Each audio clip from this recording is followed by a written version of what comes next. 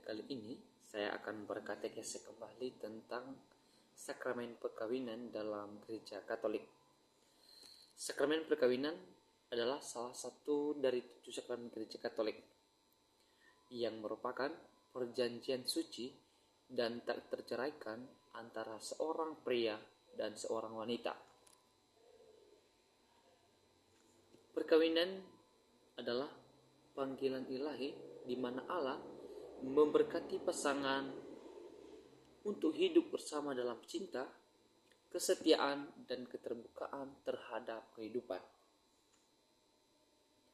Dalam tradisi Katolik, perkawinan tidak hanya dilihat sebagai kontrak sosial, tetapi juga sebagai perjanjian ilahi atau kovenan yang mencerminkan kasih Allah terhadap umatnya. Hal ini sesuai dengan ajaran Yesus yang menyatakan apa yang telah dipersatukan Allah tidak boleh diceraikan manusia. Bisa kita lihat dalam Injil Matius bab 19 ayat 6. Dalam kehidupan sehari-hari, ini berarti pasangan suami istri harus berkomitmen untuk saling mencintai dan mendukung dalam segala situasi, baik dalam suka maupun duka. Dasar Alkitabiah dari sakramen perkawinan sangat kuat baik di Perjanjian Lama maupun di Perjanjian Baru. Dalam Kejadian bab 2 ayat 24, Allah menciptakan manusia sebagai laki-laki dan perempuan dan memanggil mereka untuk bersatu dalam cinta. Sebab itu, seorang laki-laki akan meninggalkan ayahnya dan ibunya dan bersatu dengan istrinya, sehingga keduanya menjadi satu daging. Perkawinan adalah bagian dari rencana Allah sejak awal penciptaan. Di Perjanjian Baru, mukjizat Yesus di perkawinan Kana bisa kita lihat dalam Injil Yohanes bab 2 ayat 1 sampai 11. Mengungkapkan betapa pentingnya perkawinan dalam karya keselamatan Allah. Karena mukjizat menunjukkan bahwa Allah hadir dalam perayaan cinta manusia dan berkatnya memampukan pasangan untuk menghadapi tantangan hidup. Seperti pasangan yang menghadapi masalah ekonomi dapat mencontoh iman dan kerendahan hati pasangan di Kana yang meminta bantuan Yesus untuk menyelesaikan kekurangan mereka. Nah, dalam sakramen ini juga memiliki 3 tujuan utama. Yang pertama, persatuan, prokreasi, dan pertumbuhan dalam kekudusan. Nah, pertama, persatuan. Persatuan adalah panggilan untuk hidup bersama dalam kasih sejati yang tak terpisahkan. Yang artinya tidak terpisahkan. Apa yang sudah dipersatukan oleh Tuhan, maka manusia tidak boleh atau tidak bisa dicerai-beraikan. Suami istri dipanggil untuk saling mendukung secara emosional, fisik, dan spiritual. Sebagai contoh konkretnya adalah ketika salah satu pasangan jatuh sakit, pasangannya tetap setia merawatnya, bahkan dalam kondisi sulit. Nah, yang kedua, prokreasi dan pendidikan anak menekankan bahwa pasangan harus terbuka terhadap kehidupan baru, yang artinya anak-anak adalah anugerah Allah dan orang tua dipanggil untuk mendidik mereka dalam iman. Kadang dalam kehidupan sehari-hari juga ini berarti orang tua memastikan dulu anak-anak mereka mendapatkan pendidikan agama dan hidup sesuai dengan nilai-nilai Kristiani. Yang ketiga, pertumbuhan dalam kekudusan menegakkan bahwa perkawinan adalah menuju kekudusan. Pasangan atau suami istri adalah saling membantu untuk semakin dekat dengan Allah. misalnya melalui doa bersama setiap hari atau menghadiri misa secara rutin.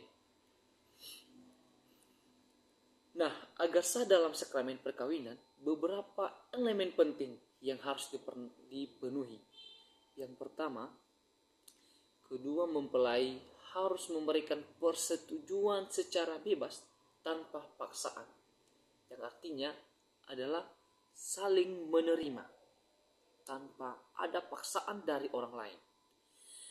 Ini menunjukkan bahwa cinta sejati hanya dapat tumbuh jika didasarkan pada kebebasan.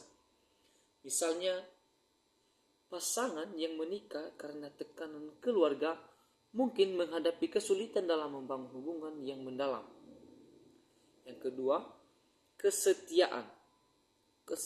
Kesetiaan adalah janji untuk tetap setia kepada pasangan seumur hidup. Artinya satu untuk selamanya.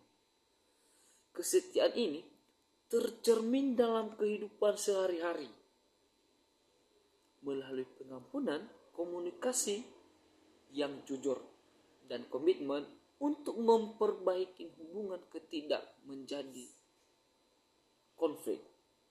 Yang ketiga, keterbukaan terhadap kehidupan mengharuskan pasangan untuk menerima anak-anak sebagai karunia Allah. Yang artinya suami terbuka dengan istri dan istri juga terbuka dengan suami. Dan menunjukkan sikap keterbukaan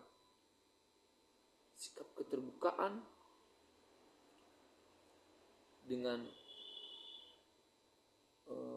mengharuskan pasangan untuk menerima anak-anak sebagai anugerah Allah. Nah, dalam praktiknya pasangan dapat menunjukkan sikap keterbukaan ini dengan merencanakan keluarga berdasarkan prinsip-prinsip gereja, seperti menggunakan metode natural, familiar planning. Keempat, pemberkatan. Oleh gereja menegaskan bahwa perkawinan adalah tindakan sakramental yang harus dilaksanakan dalam konteks liturgi. Ini berarti pasangan menikah di hadapan seorang imam atau diakon dan dalam komunitas umat beriman.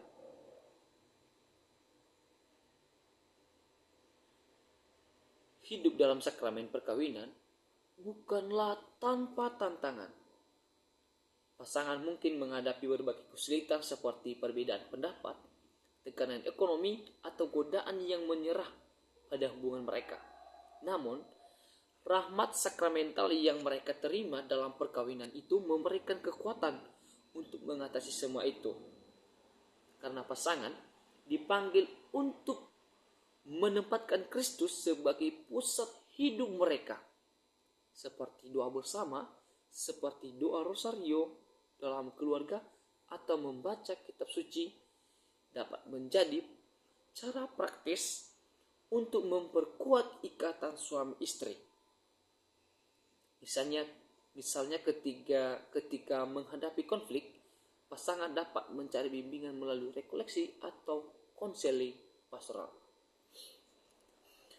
Komunitas gereja juga memiliki peran penting dalam mendukung pasangan suami istri dalam sakramen perkawinan, di mana gereja menyediakan berbagai program seperti seminar perkawinan, retret keluarga, dan kelompok pendukung untuk membantu pasangan memperdalam relasi mereka.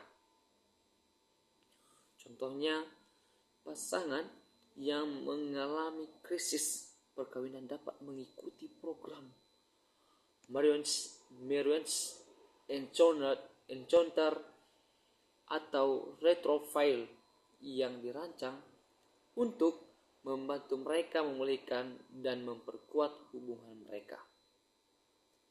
Nah, kesimpulan dalam sakramen perkawinan dalam gereja Katolik adalah panggilan luhur untuk mencerminkan kasih Allah di dunia.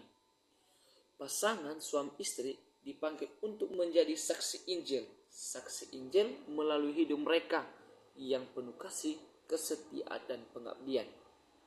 Dengan mengandalkan rahmat Allah dan hidup dalam iman.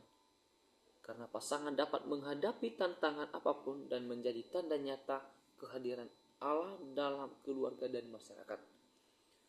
Oleh karena itu, mari kita sebagai umat beriman mendukung pasangan suami istri dengan doa dan mendorong mereka untuk selalu menjadikan Kristus sebagai pusat hidup mereka. Yang artinya intinya dari sakramen perkawinan ini dalam gereja Katolik, apa yang sudah dipersatukan oleh Tuhan, maka manusia tidak bisa dicerai-berai.